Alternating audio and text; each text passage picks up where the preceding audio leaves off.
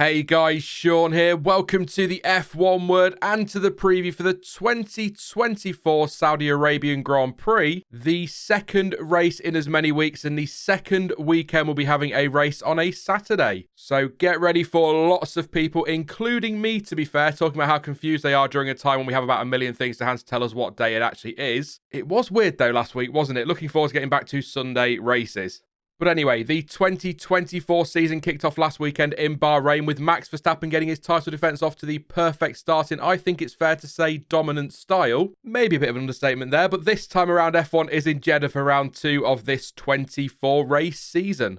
The layout of the 6.174 kilometre, 3.836 mile Jeddah Corniche circuit remains unchanged and still consists of a whopping 27 corners, some more cornery than others. Yes, cornery, that's the word I went with. Once again, we'll have 3 DRS zones in action across the weekend, with the first through the sweeping section between turns 19 and 22. The second will run from just before turn 25 to the final corner, and the last zone will run down the start-finish straight. Each zone, as we saw in Bahrain, of course, also having their own detection points.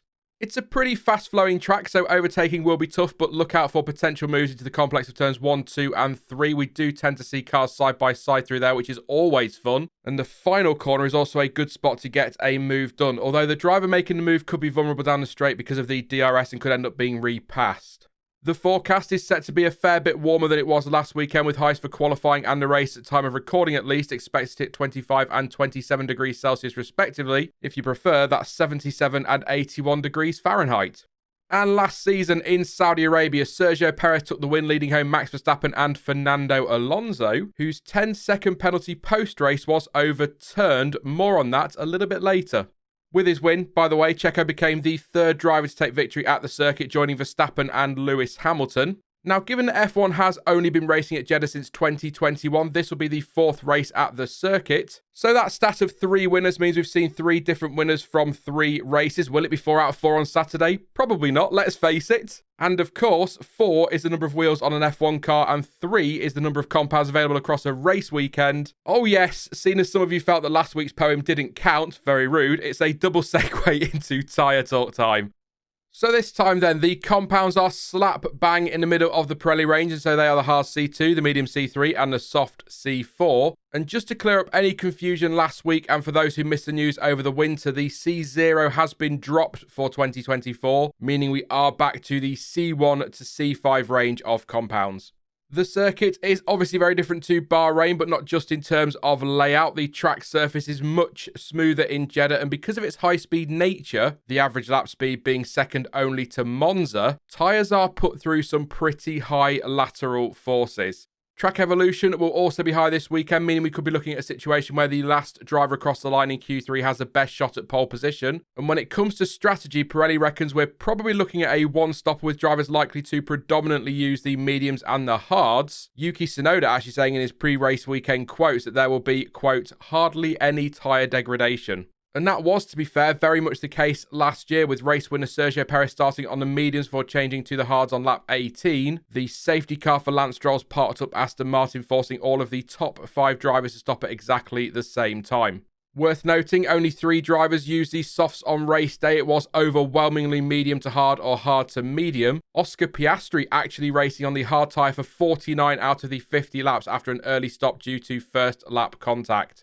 Just a final few points on strategy. The total pit lane lost time at Jeddah last season was mostly between 20 and 22 seconds. And with it being a street track, the chances of a safety car are unsurprisingly high, with every race at the circuit featuring at least one full safety car period over the years. It is also worth bearing in mind that red flags could be a feature. We saw 2 in 2021, if you remember. So we might see some drivers in the midfield and back trying to take their tyres as far as possible into the race in the hope that they might get a free stop under a red flag. It's always worth a go.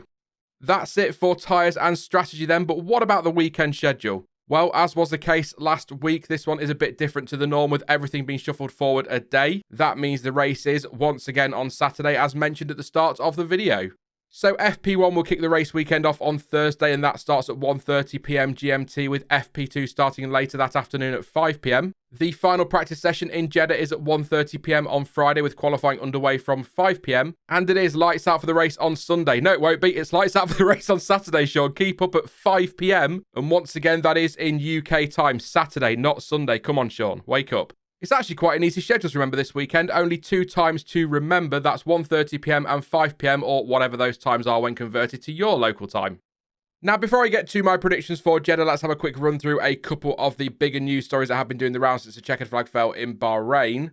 It was a tough start to the season for Alpine in Bahrain, as Esteban, Ocon and Pierre locked out the back row of the grid, and had it not been for the issues suffered by Valtteri, Bottas and Logan, Sargeant, likely both would have stayed there during the race on Saturday. However, the difficult start to the season hasn't got any easier, with the team announcing a reshuffle across its technical teams. On Monday, Alpine officially announced that Technical Director Matt Harmon and Head of Aerodynamics Dirk de Beer have both chosen to leave the team to seek new challenges, something both had reportedly decided before the season even started. Alpine went on to reveal that Joe Burnell will take on the role of Technical Director Engineering, David Wheater will become the new Technical Director Aerodynamics, and Kieran Pilbeam will be Technical Director Performance. Is it Kieran Pilbeam or Kyron Pilbeam? I seem to recall hearing Kyron Pilbeam before, but you know who I mean. Team principal Bruno Famin explained they chose to make the changes now because they can see they are not where they want to be or need to be in terms of performance, and it was time to take another step in terms of organisation and people. He added, quote, "The new 3-pillared structure with the 3 technical directors each specialising in different areas will bring better work and collaboration across our technical areas and contribute to delivering performance from factories to the racetrack." Let's hope for their sake these changes work out as intended, because they really do need to start turning things around. Obvious statement, I know. As covered in the Bahrain debrief, BBC Sport reported on Monday that FIA President Mohammed Ben Sulayem is under investigation for an alleged attempt to interfere with the results of last year's Saudi Arabian Grand Prix. According to BBC Sport, a whistleblower has told the FIA that the president allegedly intervened to overturn the 10-second penalty handed to Fernando Alonso for work being carried out on the car while he served a previous 5-second penalty. That report says the allegation, and I'll quote it directly, is that Ben Sulayem called Sheikh Abdullah bin Hamad bin Isa Al Khalifa, the FIA's Vice President for Sport for the Middle East and North Africa region, and made it clear he thought Alonso's penalty should be revoked. It goes on to say the report by Compliance Officer Paolo Bassari says the whistleblower reported that Ben Sulayem pretended the stewards to overturn their decision to issue the penalty to Alonso. That penalty, as I mentioned earlier, was overturned after Aston Martin's sporting director Andy Stevenson successfully made the team's case in a right of review. I will, by the way, link the BBC article in the description in case you missed that news and want to have a read in more detail. But wait, there's more. Oh boy. BBC Sport also reported on Tuesday that the same whistleblower has alleged that Ben Sulayem told officials not to certify the Las Vegas circuit for its race last year. The report, seen by the BBC, quotes the whistleblower as saying they were contacted by their manager, quote, who on behest of the FIA president instructed him to find some concerns to prevent the FIA from certifying the circuit before the weekend of the race.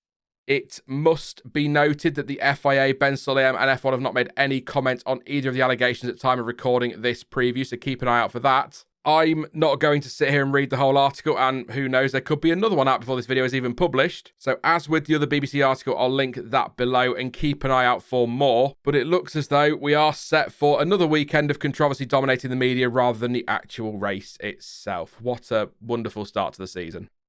Let's move on though, and it's time for me to make some weekend predictions. And don't forget, these are just for fun and there is absolutely no need whatsoever to take these too seriously. That said, last week, well, even I'm shocked at this, I actually did pretty well. 5 points out of a total of 7 for Verstappen's pole, win, fastest lap, Sainz's podium and Mercedes as third best team. I'd love to sit here and say starting as a mean to go on, but, you know, many of you saw the mess that was last year, so probably not. This week, I'll stick with what I consider realistic predictions. Maybe we'll do some more bold ones or random ones at some point this year, but not just yet. Bahrain is a bit of an outlier in some ways and is a very different circuit to Jeddah, but I still think Red Bull and specifically Max Verstappen have enough in hand to be comfortable favourites this weekend, on race day at least. However, qualifying last time out was much closer than I think many expected, so I'm actually going to go with Charles Leclerc for pole position. Again, different track and different conditions, but his Q2 time in Bahrain was quicker than pole, and Ferrari look like they can take the fight to Red Bull over one lap, as we saw quite often in 2023. I do, though, believe, probably unsurprisingly, that even though the Scuderia seems to have taken a step on race pace, Red Bull's speed and tyre management will be just too much for the rest of the field again on Saturday. So I'm going with another Max Verstappen win with Charles Leclerc in second place. And although it could well be another toss-up between Sainz and Perez for that final spot on the podium, I'm going to hedge my bets and take a little risk to keep it somewhat interesting and go with 3 different teams on the podium with Lando Norris in P3. Why? Well, mainly because the team says the car still isn't where they wanted to be in slow speed corners, and yet they still end up finishing 6th and 8th in Bahrain. And with Jeddah being largely medium and high speed corners, they could well be much stronger here. We'll see, of course. I did 3rd best team last week, so I'll go with 5th best team this week, just because why not? And I'll go with Aston Martin, which was the case in Bahrain as well. I'd like to see them further up, but I think the 4 ahead of them, Red Bull, Ferrari, Mercedes and McLaren, just have a bit too much. And Aston Martin seems to have an advantage over the rest of the field. So I think 5th overall for them as the 5th fastest team is not a bad place to be. Got to be said, though, that is all based on one race, so it could all change, who knows. And one final bold-ish prediction for this one. Assuming he doesn't tap the back of Lance Stroll in turn 1 this weekend, I'll go with Nico Hulkenberg to snatch a point in Saturday's race. That is it then for the Saudi Arabian Grand Prix preview, but don't forget to let me know your thoughts and your predictions ahead of the weekend in the comments section down below. Now, I will be back on Monday with Stuart for the weekend debrief, and just to let you know, once we get back to a normal race weekend format, so Friday practice, Saturday qualifying and Sunday race, these previews will return to Thursdays at 4 p.m. GMT, and of course then the race debrief on a Monday at 7 p.m. In the meantime, though, if you did enjoy this one, then please do leave a like, as it really does help to give the channel a little bit of a boost. And don't forget to subscribe so you don't miss out on any future videos or streams. But as ever, thank you for watching. I've been Sean, this has been the F1 Word, and until next time, goodbye.